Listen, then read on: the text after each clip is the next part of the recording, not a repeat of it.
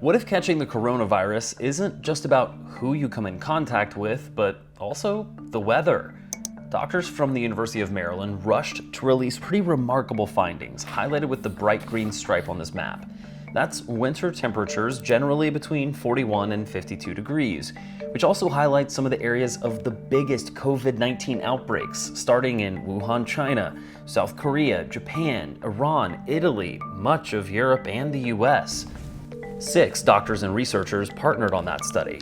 Well, Dr. Amoroso, just to dive right into your findings, correct me if I'm wrong here, but it seems like the headline is that COVID-19 does not seem to like warm, dry weather. Is that right? Yeah, Chase, absolutely. I mean, the humidity is higher, so it's maybe 45 to 80% humidity, so it's cold but not freezing, and it's damp. Think Seattle, the Bay Area, lately Chicago, New York, or Boston, all home to large outbreaks. So that kind of begs the question of where in the US might still see the kind of weather the coronavirus likes the most. This is the studio at NBC Washington, where I asked meteorologist Amelia Draper to look into some long-range forecasts. Amelia, what'd you find? Well, so far March nationally, for the most part, has been running above normal. And according to the Climate Prediction Center, for the rest of the month, April and May, the areas in orange will likely continue to see temperatures running above normal.